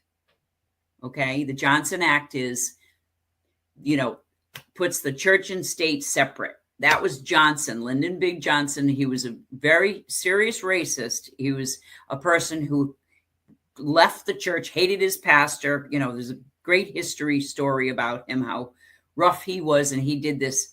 He wanted church and state separate. He just that drove a wedge. It brought corruption into the country with the churches. They don't have to be an entity, an IRS entity. So that Johnson Act, we're going to work on that Johnson Act. And the other act is the Clinton Act. We've got to get rid of the Clinton Act. The Clinton Act is the one that takes the rights away from parents at a certain time. And it gives these agencies this power like CPS, like CASA, like all these kinds of things that we need to get rid of. We need to clean house on these old acts that were put in place to actually harm this country and harm the families. Those things need to go away. They really do. NGOs,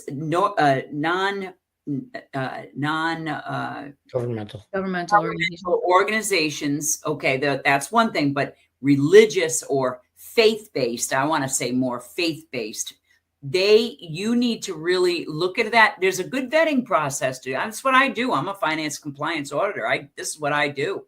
That's what I was doing in the Catholic Church. I found money being stolen, so they brought me in to audit. Somebody got arrested, and then I found all kinds of nefarious stuff going on. God just showed me what the Catholic Charities was working. It was unbelievable. When I saw it, I was like, "Holy cow! This is a racket." I mean, a racket. The people don't even know that their money is not going to their parish they love. It's going to national, and you're being punished if you don't reach goals and so forth. And this piece of money goes to the diocese. It's a mess. It's a racket. It's a racket. It's just, it's actually the way the government is working. It's like, it's designed the same way. It's really, really bad. I mean, the corruption in the government there's too many loopholes. There's too many holes. There's too many bureaucrats. Same thing in the church. There's too many clergy that are just not right. They're not right. They're not doing their job. I mean, clergy shouldn't even be involved in finance. They should be doing what they're best at, and that is saving souls. You know what I mean? Like I always said, the priest should never be involved in the operational function of a church and how it's a business, right? It shouldn't be a business, but. Right. I think you hit on something too, Mary, that this should be about faith. It shouldn't be about religion. You look at the Bible doesn't speak about religion anywhere, right? So you have this cabal of people, this group of people that we know are Satanists, right? Yeah. They're following Marina Abramovich. They're following those types of people, and they're Satanists. They all walk in lockstep together. They move left together, they move right together, they go up together, they go down together. They will kill their own children if they have to. They will kill their family if they have to. Anything for their deity and for their God, little g, their little g God, right? But I think where we have gone wrong, and I think this is partly what has been happening, is that cabal somewhere back in the day started creating religion so that we Christians, who should be following just Christ and be Christ followers, are infighting and fighting with each other. So you have the Catholics fighting with the Protestants, and the Methodists are infighting, and then you have the Lutherans fighting with the Catholics. Like everyone is fighting with each other, so we can't defeat them and the Satanists. We all need to walk in lockstep with Christ. Christ didn't go into churches. He was out in the street, having and talking to people in the street. The church was the people. It wasn't a building, and it wasn't a religion. It was the people that are in the streets. So I think that's where we actually need to go, is get everybody on the same page, so that, because there's more of us than there are them, we can fight these people and defeat them. Yeah. Well, we saw that during COVID. That description is right.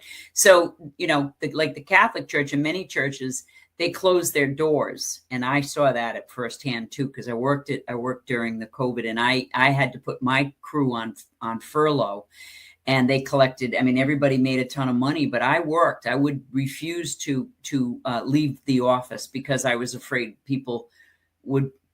I mean, Catholics lost it, because Catholics are used to going to church on Sunday and listening to scripture. They don't even know how to read a Bible. I mean, it was sad. Nobody was being anointed. Nobody was being baptized. The priest went on vacation during COVID. But we saw that during COVID, that was really pretty much of an eye-opener, as far as there's the building's gone. What are you going to do? You still have your mind and your faith, and you can pray, and you can take a Bible, or you can take your, even the Jewish can take their Torah, their books. I mean, you can say a prayer in your home. It's the best place to do it. So, I mean, I was on the phone constantly with people crying. I mean, it was very sad to see Catholics. It was very hard for me. They were losing it. They didn't know what to do, because the church Sunday was closed. Okay. And that's the religious, the building, the whole thing is gone from them. That's one thing we learned during COVID. And then they gave money, PPP money. The government said, here to the church, here, we'll pay your payrolls. You won't make any money because you got to close your churches, and we'll pay your payrolls. So we'll give you this money. But the Nazis did that.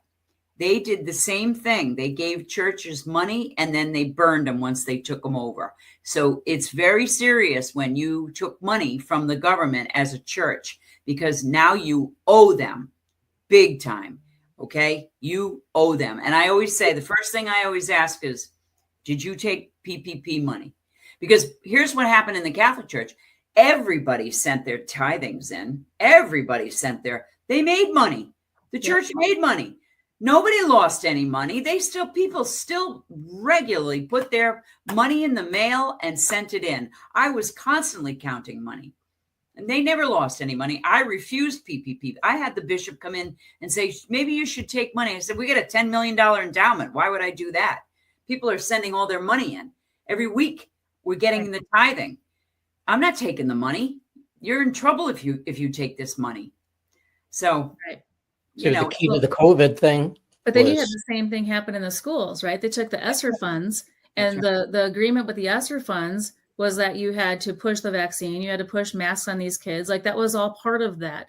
And that came with the last two portions of the ESSER funds. So there are three portions that went out. The first portion was under the Trump administration, no ties, no strings tied to that. They just got the money to help them move along. But then under the Biden administration, the last two parts of the ESSER funds all had strings attached.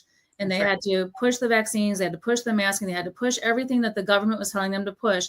So I think by, President Trump, people are like losing their minds about him saying that, we need to get rid of the, Department of Education.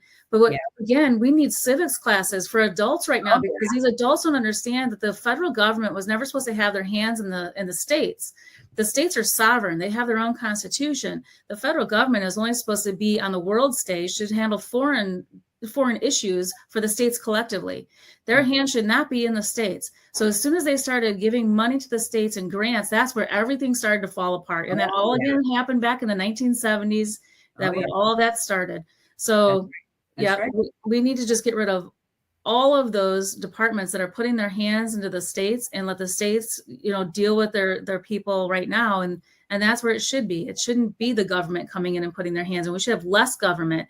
I mean, we have way too many government officials right now. It should be significantly less than what it is right now. Oh, yes. Huge. I mean, the bureaucracy, the bureaucrats are sent out to do the dirty work and terrorize the American people. And that's what they're doing. I mean, they're doing it with the animals down here in Florida. I mean, I've got a ton of friends who have, the safari animals, and they love their animals, and they got, extinct animals, and they're terrorizing these people because they want them to put them all to death. They want to kill all these animals. It's been horrific, the bureaucracy and the bureaucrats that terrorizing people. They're doing the same thing to parents. It's crazy. Right. Well, I was talking earlier, about, sending the truck out to North Carolina and sending goods on that truck, and then you start listening to some of these parents where FEMA's pulling out. And so now the families have nowhere to stay. So if they have nowhere to stay, now you have, children's services coming in and taking the kids out of the homes. Like, what are we doing? Yeah. Those kids need to be with their families. I mean, they're all devastated and they're pulling these kids away from their families. Yeah. Like, it's just another form of trafficking, isn't it? Yeah. But this is the thing that's gone on for a long time, and people have failed to notice it. Right. Yeah. Because throughout the years, these things have been going on. But when COVID hit, it became a free-for-all. Yeah. That's where they were able to exterminate people at will. Control people. I mean, you take 6 weeks to change behavior. You got masks on, people riding around in cars by themselves. I mean, they're still riding around with masks on. It's incredible to me. Right. And the masks don't work. I mean, there's not one study that shows that they work, and it was being pushed on everybody. I mean, it's horrible, like what's going on and how they're trying to control people. And that's all it is control. It's all about control, and what they found out, there's many of us they can't control. So that's the thing. And, and not being ignorant about it, or you're just doing things respectfully and just pushing back and standing up for your personal rights, and letting people know that we are sovereign beings and all of that sovereignty comes from God. Our Constitution protects those rights. They're not given to us by the Constitution. Those rights are given to us by our God. So we're protected by the Constitution. That's the other, like, people just need to understand that's what it is, and that we live in a constitutional republic. We do not live in a democracy. That's right. Democracy means that 51% rules the other 49%. Right. Our constitutional republic means that we have consent by the governed, that we put those people in there to speak for us. And so if they're not listening to us, then we need to get them out. And yes, we did that with President Trump. But, I'm working with another group called United Sovereign Americans, and we're finding out that the down ballot races, because we weren't watching them, they stole those races. Yeah, they did. We have 13 congressional races here in Illinois where the incumbent was a Democrat, and we lost all 13 of those. That has never happened before. And you have a lot of people voting in those counties where those congressmen were running that voted for President Trump, and they went heavily Republican, and they lost those down ballot races. How is that happening? I know.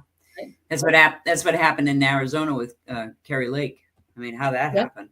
How did that happen? That happened down here in Florida too. It happened because they're still stealing the election. They're still stealing our votes. That's you know.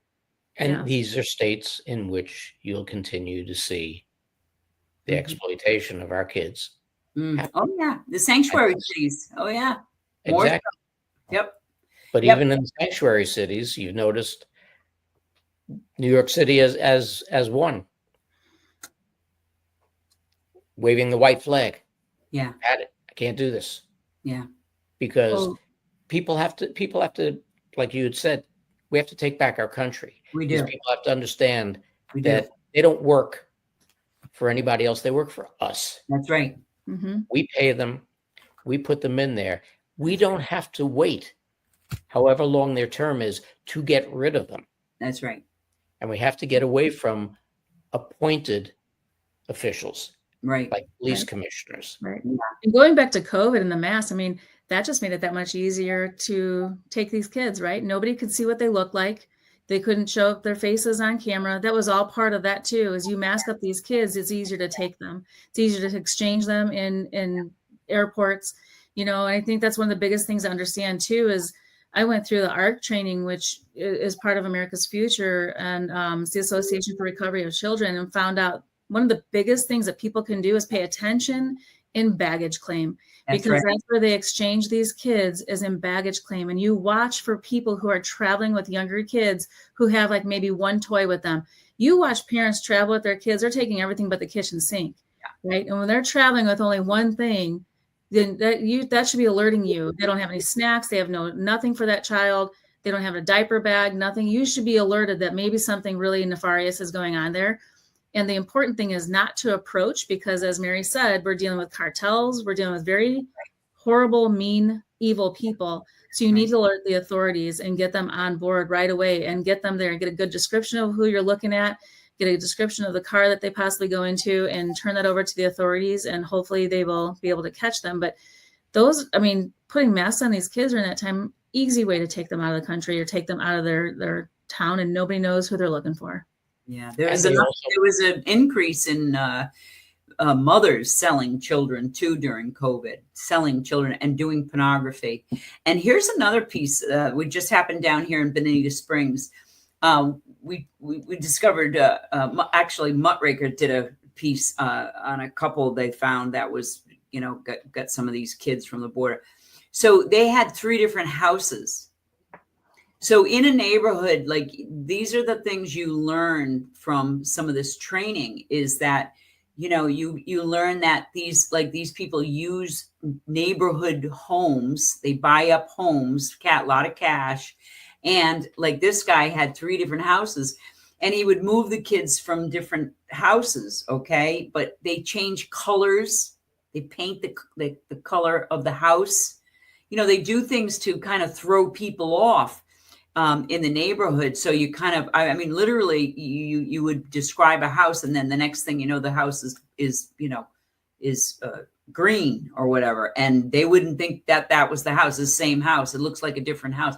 So there's so many things that these criminals are doing. They're constantly changing their behavior, trying to put off, you know, the law enforcement, which they don't even have enough training in this. They really are. They're way behind the criminals. They're way behind the criminals. And going back to COVID, you had the situation whereby a lot of parents, as we discussed before, could not take off from work. The schools were closed. What happened to these kids? Yeah. Right. Yeah. You know, you had telelearning, but who was watching the kids? Oh no, it was awful. That's awful. That's awful. I was just reading a report the other day that somebody gave me about during COVID, the teachers through the unions were being given an agenda. That was where an agenda was given to them to start to groom kids during those sessions that they were on, you know, their Zoom calls, which were ridiculous. I watched my grandchildren on that. That was ridiculous. I felt so bad for them. That was horrible. Right. Teacher used to have to make up a curriculum. Right. Yeah. And those kids are now still behind. You know, they're Yes, finding they're having a hard time catching up and catching those kids back up to where they should be now. Oh yeah. Really. So Yeah. They're tremendously behind. but that's where the grooming law too is so important. Like if you can catch these predators before they actually lay a hand on these kids and can defile them, that's what we want to do, is get them before they can actually touch them. Most of the laws right now in all states, nothing happens to these people unless they do something to that child physically. And that's wrong. Like, you know what their intent is, especially when it's in a text message. You have it all right there. I was working with a group up out of Wisconsin. There was I think it was a 28-year-old teacher grooming a 14-year-old girl, and they have everything in text message. They could not do anything to this guy because they have no grooming law in place, and he didn't touch her. The intent was there though. And they were going to let him keep teaching until some other parents started pushing back and saying, what are you doing? Get him out of the school. And yeah, so, I mean, we have to get these laws put in place, and I just don't understand it. The only logical explanation for a representative or a senator not to get behind this bill is that at some level they have to be involved, or they're being told by somebody who is involved to stand down. Yeah, that's right. That's here in Illinois, for example, J.B. Pritzker, his cousin Tom Pritzker, is the CEO of Hyatt Hotels. He is in Jeffrey Epstein's black book on page 45 under 13 different phone numbers. So tell me how that family's not involved. You know, and he fought tooth and nail trying to get it so that wouldn't come out after the Ghislaine Maxwell trial. And the judge was like, no, we're releasing this information. So it's all out there for anybody to find and to see. Yeah. Yeah. So people need to understand at the highest levels, these people are involved. Yeah, they are. They sure And are. it goes from the highest, from the federal, all the way down to the dog catchers. Yes, it does. And the doctors and the therapists and dentists, even dentists. Right. Even dentists. Yeah. Coaches, Yeah. everything. And it's a very, very difficult situation. But once again, it falls into the laps of the parents being responsible parents. And this is the portion of what they set out to break down. Yeah. Is that family unit. Yeah. Take the parents out of the scene. That's right. They've got control of the kids. Yeah. And we have to step back in. Yeah, we do. These kids didn't ask to be born. No. We all wanted them. Yeah. We have to take care of them. Yeah. And this is where we move along. Now, first of all, Michelle, how is Andrew doing now? Thanks for asking. Good. He's really doing well. He went on to become a United States Marine, was a Marine for 5.5 years, got out 3 years ago. And he's working now in a military boarding school and doing fantastic, loves it. And it's a prestigious boarding school. So he's preparing some of these kids to go on to become military members themselves, but also just to become good people and have good moral character. I think the best thing that has come out of this for him is he has found God, started reading the Bible. And that was the one thing I prayed for, is that his soul would be saved through all of this. And that's happened. So I am so blessed that while things were horrible, and our house was horribly tumultuous at the time, that we have come out on the other side of this and using it all for good. And I think one day, he will also be redeemed and use it for good. And he's using some of these lessons that he's learned then, he's using them now in his work that he's doing. He has talked about going on to become an attorney. I don't know how he's going to do that, though, because he's not very cutthroat. So he's probably going to do something, I would imagine, with the military to help the military veterans get their benefits. He's very good at doing things like that. And he loves the military. I think had it not been for the vaccine, he would have stayed in the Marine Corps. He got out in July of 21 before they pushed the vaccine on everyone. But he's doing so much better now. And I thank you for asking. He's such a good person and kind-hearted and just a genuine person. I think, like you said, if somebody would have gone into the bathroom with your granddaughter, right? If this guy would have touched my kid, I can probably guarantee you I wouldn't be sitting here right now.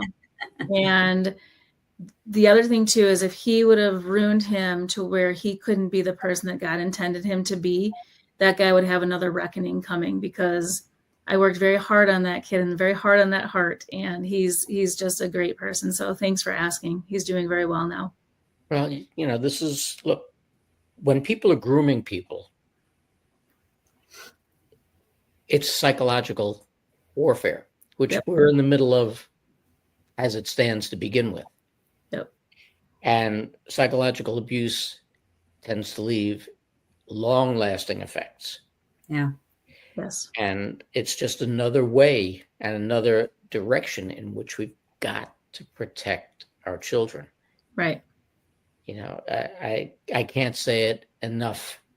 We have to be responsible for these children that we've brought into the world and that we decided to bring in and take care of for life. It just doesn't end when they're 18. Right. They're always your child. But where exactly do you see the future of this going now? So I'm hoping that we can get a grooming law in all 50 states and then also have Andrew's law attached to it so that anybody charged with grooming or trafficking can't take a plea deal. There should be no reason that this shouldn't happen in all 50 states. And like I said, there is a federal grooming law, but that only comes into play when they cross state lines. Yeah. So that's the only way that you can get them on this. And crossing state lines could also include telephones. So if you have somebody in Texas who is texting somebody who's in Illinois, now you're looking at a federal grooming issue. So people need to understand that that is out there and that we can get these people on those grooming charges. So a gaming system, again, roll back to that. Yeah. If someone is doing that on a gaming system and they're in a different state, you can go to the federal grooming law, even if your state does not have a law in place. That's right. Now, does that, I know that it's not exactly the same, but I know with certain states have laws in regard to recording a conversation. Now, text essentially is a recorded conversation. It's just written. Does that same law apply? Because some states has a two-party. I don't think it's the same, because if you're texting, you have mutual consent on both sides if they're texting back and forth. Yeah, If somebody's underage recording, too. Yeah. right. And if somebody's recording, that's different, because the other person should know if you're recording in order for that to be used in the court of law. If they're texting back and forth, I don't think that's the same as recording. Right. So they're giving consent by texting back. Yeah. And as you said before, with it being federal, that's another direction where it should be pushed, because if you take a minor across state lines, those are federal charges. So it's should be the same thing if you're texting Yeah. Right. across state lines with a minor Absolutely. who's not in your family. Yep. Or gaming with somebody across state lines and grooming them. Same That's thing. right. The same thing. Yep. Mary, how do you see things going? Oh, I'm excited. I'm very excited. I really am. I'm thrilled that like I said before, the American people have spoken. They are the majority. They stopped a very serious problem from happening. We would have had a much bigger fight on our hands. I mean, at least now we've got a little reprieve, and we can start to work and show others who are not awake to what we're talking about by things that will happen. Oh, hopefully we can open their eyes and they can join us in this fight. What steps forward, if you were talking to somebody who was completely, I don't know how anybody could be completely and totally unaware of this, but somebody who was completely and totally unaware of this, what steps would you take to red pill them? Well, I talk to people like that all the time. Right. It blows my mind. I'm like, whoa. I just continue to talk to them. I really do. I mean, you just have to keep on. You gotta show them places to go look, and you gotta talk. The great thing is today that the podcasters, and there's a lot of information out there now. I mean, there's been some great exposure. You can always draw them to this Diddy thing, and you can always, the music industry is something everybody can see, because they know Hollywood, and they know this kind of fame, these people. And so, there's certain things you can draw them to, but you just have to you got to keep on trying to educate people. That's what I want to do. I just want them to understand, and legitimate people talking about it, like Michelle. I mean, she's talking legitimate. She's a woman a mother who has had an experience, and she did something about it, and she really did. She stayed alert, no matter what. She did a great job. I mean, that's what we need parents to do too. Parents need to take responsibility for their kids too. I mean, it's not, this isn't a babysitter. This is not a babysitter, and, I mean, I do it with my oldest. My oldest is 45, and they live in La La Land. I'm like, my granddaughter's walking down the street by herself I'm like, what are you doing? Do you understand that, is she with somebody? Just educating people, really. I mean, people really do not pay attention to the news. So the mainstream media will change too. I believe that the mainstream media is going to change too. I really do. I mean, Elon's already talking about buying up Rachel Maddow's having a breakdown. Isn't it fun to watch? I know, it's hilarious. It's so great. We need to have a party.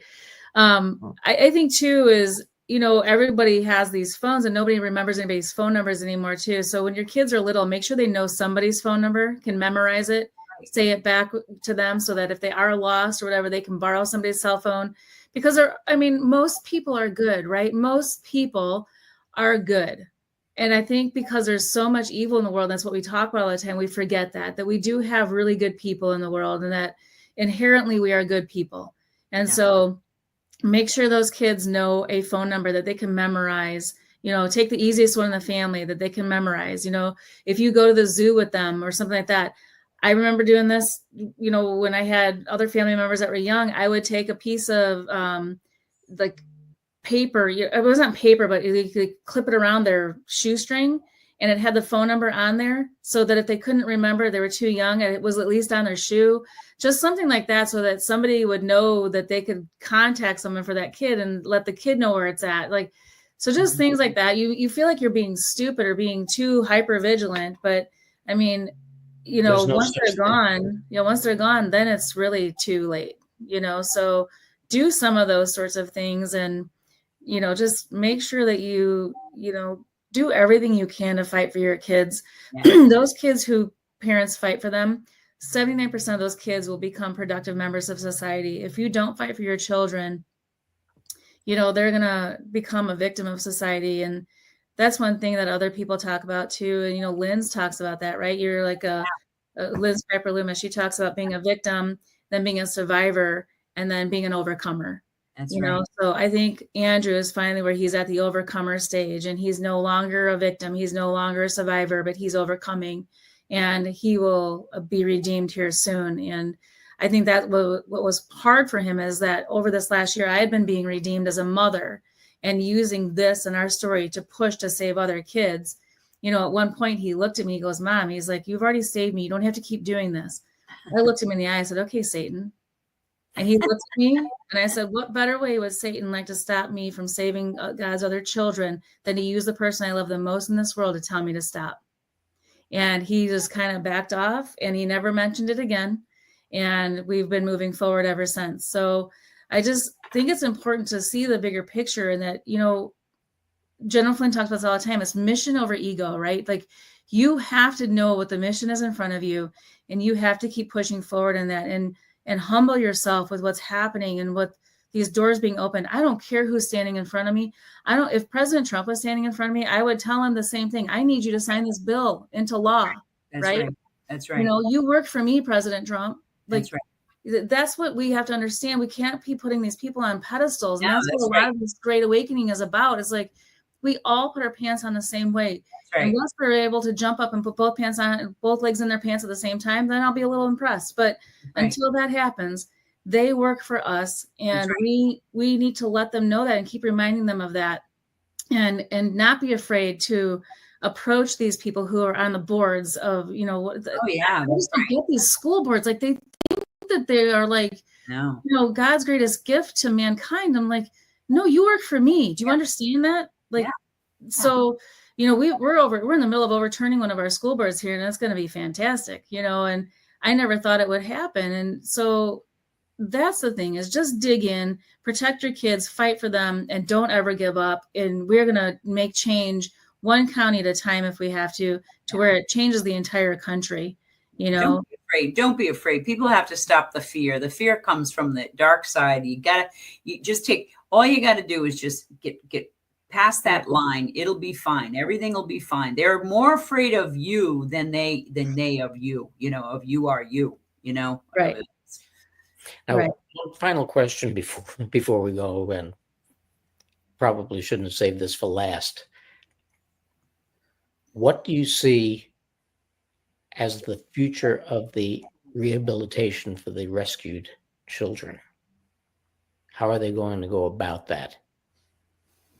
Executive Order 13818. Well, that's just money. Right. But you need money to be able to do some of these things, right? So you need to be able to get people in there who can help these children rehabilitate, give them skills. Some of these kids have never been to school. You need to be able to put them into schools, get them to learn and have some sort of trade, So I think that is what's important. You need money to fund those types of things. And I do think that that's what is needed at this point. And you need people willing to come forward and to do that type of work.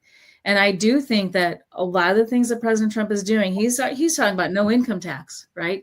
He's talking about, no tax on tips, no tax on overtime. So when you have more money in your pocket, you don't have to work as much. Now you can be home more for your kids, and maybe home for these other kids, and people with special skills can actually help take care of some of these children that we might have to put in some of these, into a home until we can rehome them and get them with parents and loving families.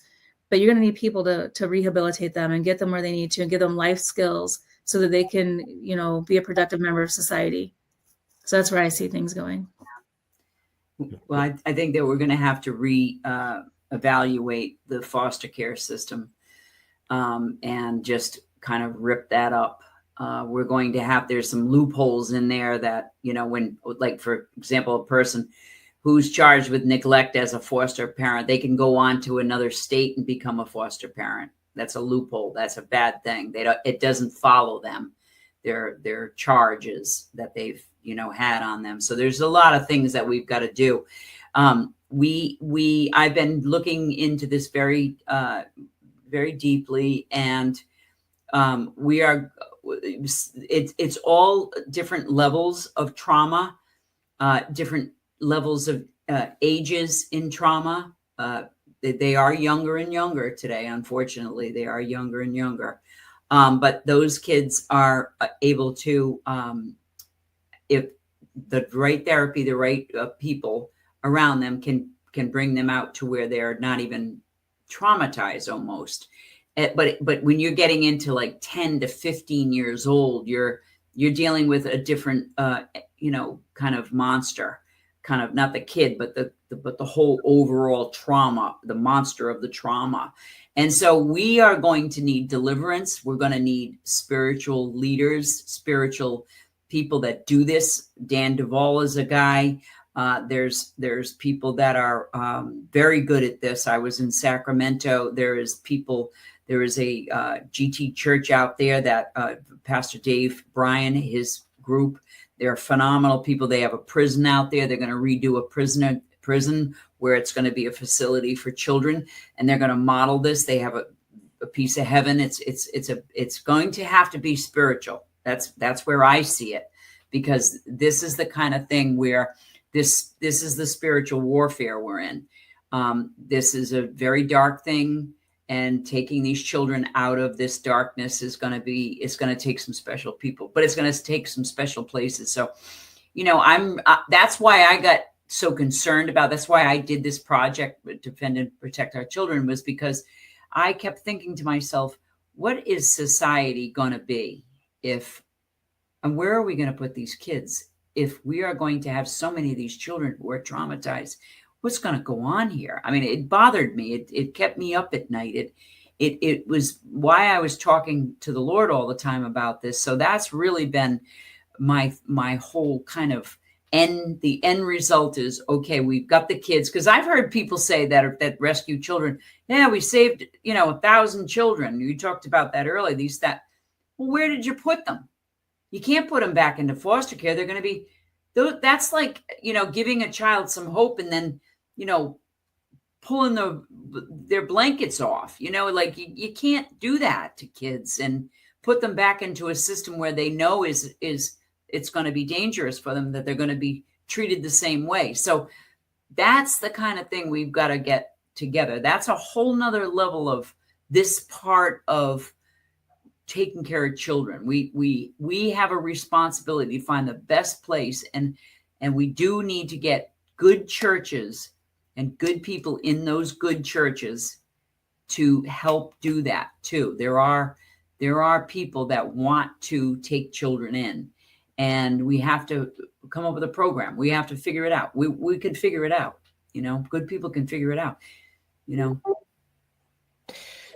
Ladies, a lot of prayers. A lot of prayers. a lot of help, a lot of time, and a lot of prayers. Well, ladies, it's really been a fantastic discussion, and I think a lot of people put Mama Bears in charge. Absolutely. Yeah, that's right. That's right. Absolutely. So my logo back here says I was a Mama Bear before it was cool. Yeah. Yeah. Because, during 2020 and 2021, it became cool to be a Mama Bear at that point. That's right. Yeah. That's right. And back before 1971, it was cool to be a Mama Bear too. Yep. Yeah. So a lot of things happen back. Well, women are very important. The Bible is talking about it. You read Revelations, women are going to have to be the person that's going to need to step up. They have an instinct. They have a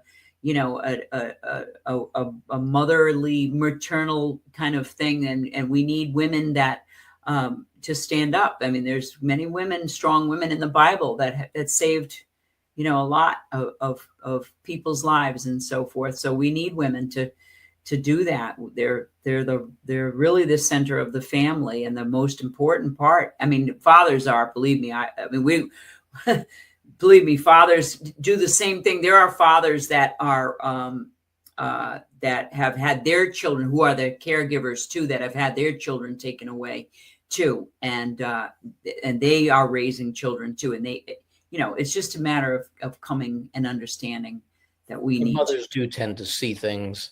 They do. We need strong women to do that. We need women to take care of this. This is a good thing for women, Right. To stand up. But both parents Yep. absolutely need to stand up. Absolutely. Well, this has been an absolutely wonderful discussion, a very, very important discussion. I want to thank you both for being here. Everybody, absolutely check out America's Future. What is it? America's Future net. Yeah. And Michelle Patterson.org. Peterson, Michelle Peterson. I'm sorry. That's okay. We just have lots of people going through here, so that's okay. MichellePeterson.org, and of course, Project Defend and Protect Our Children. Everybody, give your kids a hug. Yeah. And never let it go. That's right. It's incumbent on us to take care of our children. They're our most precious asset. They're our most important asset. Love them, protect them, watch after them. Don't let anything happen to them. Yeah. Everybody, thank you for being here. You all have a great week. There will not be a respect next week. I am going home for Thanksgiving and will not interrupt my family time with the show, but we will be back the following week with respect. In the meantime, everybody have a wonderful Thanksgiving. Protect those kids. Have a great night, everybody. Good night.